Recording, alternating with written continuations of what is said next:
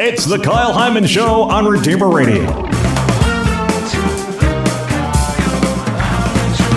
This is Kyle Hyman, and joining us to talk about a movie that is out in theaters, Gosnell, the movie, is Anne McElhinney. Thanks for being here, Anne. It's good to be here. Thanks so much for inviting me. So you wrote the book on Gosnell, literally wrote the book on it. It's called Gosnell, The Untold Story of America's Most Prolific Serial Killer. Can you remind us of the details of the case leading up to the raid in 2010 and then the arrest in 2011 of Kermit Gosnell? Yeah, so, Kermit Gosnell was discovered because he was selling prescriptions for Oxycontin and, quite accidentally actually discovered by a great cop called Detective Jim Wood. But, during that investigation, they discovered something else. They found out that a woman, Carnamaya Monger, had died of a botched abortion that had happened prior to that. And when Jim Wood started to investigate the death of Carnamaya Monger, he started to discover a lot of other things.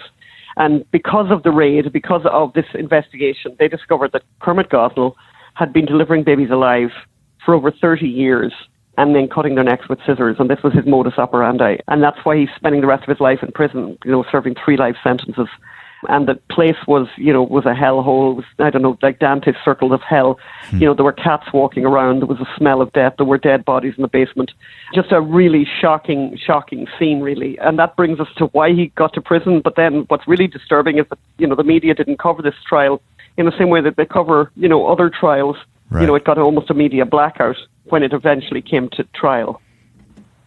And so in the process, you're a journalist, and besides covering the story and then writing the book on it, how did researching this story affect you?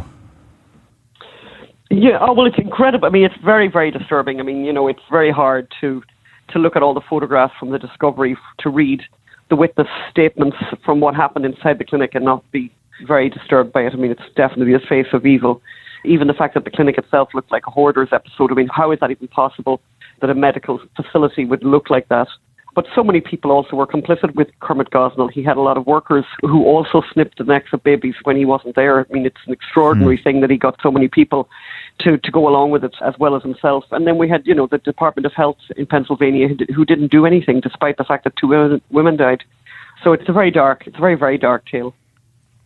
But before this story all got started, you weren't necessarily a big pro-life advocate, is that right? Yeah, absolutely not. No, I would have been very neutral on the subject because I suppose, like a lot of people, I think most people just don't know anything about abortion. It's not something that you particularly go out of your way to try and find out about. And so people who don't know much about it are inclined to be pro-choice, because pro-choice sounds great. Who could not be in favor of people having more choices? That's why people go to supermarkets, or large stores, because they love choice. So it's a good sales tag, being the pro-choice tag. But unfortunately, very fortunately, I think actually, I got a massive education on the abortion issue because of this movie, because of this story, because of the research for the book. And there's no neutrality after that. There's no neutrality once you really know what it is that's being aborted, and that it's not a clump of cells, that this is a person with hands and nails and eyes. It's extraordinary that so few people seem to know that. At what point did you start having a conversion and start to consider yourself pro-life? I think I'm more pro-baby, actually. Pro-life sounds very political. I'm very pro-baby. Okay. I think just getting to know the babies that perished there, and the story of baby boy A particularly, I think that was very fundamental, And people, anyone who's listening who was thinking of going to the movie, because the movie is on in theaters across the country right now. We don't show anything at all in the movie. The movie is PG-13. We don't have any gore in it because we wanted to be very accessible to young people, because young people are the ones that really need to see this film. But everyone needs to see it, because for everyone who has seen it, I'm getting the most amazing messages from people who've seen it and saying that it's really life-changing. And it's been a tough road to get here. It took us 4 years in total, so it's been very, very difficult. So we really do need people to go to the theatre and to bring people to the theatre. And if they're not able to go to a theatre, they buy a ticket anyway. And we're getting people are doing that all over the country, which is very, very important. There's so few movies like this made. Like, I don't even know when a movie like this was made before, because it's typically Hollywood. With proper actors in it, it plays like a Law and Order episode. And despite that, though, it tackles this extraordinary subject that really does not get tackled in this way. I don't believe it's ever been tackled like this before. We're talking about Gosnell, the trial of America's biggest serial killer. It's a movie available. It came out in theaters on Friday, and it's still playing in several theaters around the diocese. You can check out the website, gosnellmovie.com, for a trailer and to see movie times near you. And I know that in writing your book and then turning this into the screenplay, I know you've actually talked with Kermit Gosnell several times. So what did you talk about whenever you are on the phone with him? You know, he talks about just about anything. He's very chatty, but I mean, and he talks a lot about music, and he talks about how big his hands are and how big his feet are. He's very obsessed with his feet, and he talks about his family. I mean, he has 7 children from 3 different women, and he talks like he's come in off a golf club after playing golf. He has this very affable, very relaxed manner. You know, really kind of an extraordinary guy who's very much like sort of a Hannibal Lecter kind of character. But then when you ask him very specific questions about, you know, what he did and how these children died, he gets very circumspect. He easily lies about details that I know better about. And then he'll do this thing where he kind of smiles, does a kind of a brain freeze and says, oh, you know about that.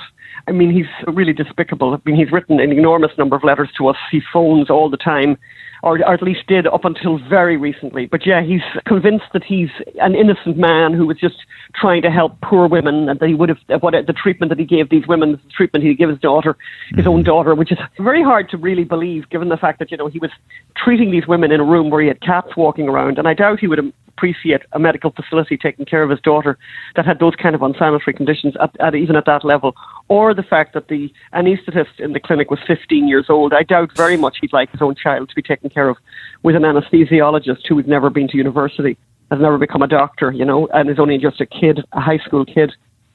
Yeah. What was the process of turning your book into a movie script?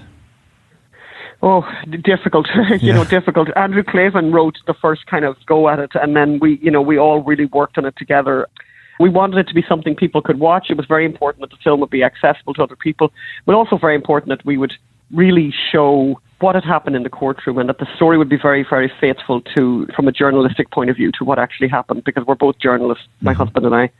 So, you know, it was a long process, but everyone is very impressed with the script. Everyone's very impressed with what they've seen in the theatres. So people really need to go out, because actually, you know, the film will only stay in the theatre if people go, and we're probably going to have quite a short run, so it's incredibly important. We don't have the kind of the budget that these larger films like Venom or whatever, or Star is Born. We don't have the hundreds of millions of dollars. We have a very, very small budget, so it's really important people support the film now. Like, go out tonight. Go and see it right now. This is the time to see it. There's no other time, actually. And I know it has been very successful, especially considering the budget that you're working with. How has the media coverage been since the release of the video? Oh, you know, since the movie released, I mean, very, very, very poor. I mean, we had 2 mainstream media outlets reviewed the film. This is in comparison, like, to, you know, as I said, The Star is Born had 280 reviews in mainstream in the mainstream press, and all the other movies that are out have like 70, 80, 90, 100, hundreds of reviews compared to us with 2. So they ignore us the same way they ignored the story when it came out first. So, right. You know, this is not a surprise to us, but it's still very, very disappointing, and it does hurt us. It definitely hurts us when we're not getting reviewed, you know, even though I know they would probably review us really terribly and say the film was awful, but at least we would get some news out there. But it's very, very tough. You know, telling the truth about abortion, I mean, it's very hard, because the forces trying to not have that story heard or known are very, very powerful, and they have much, much more money than we can access ourselves. Well, and you mentioned wanting to stay very true to the story and your journalistic integrity. And I know at least some of the trial dialogue in the movie is verbatim from the transcripts of the trial. How much of the script would you say is biographical, and how much of it would be fiction or enhanced for the purpose of making a good movie?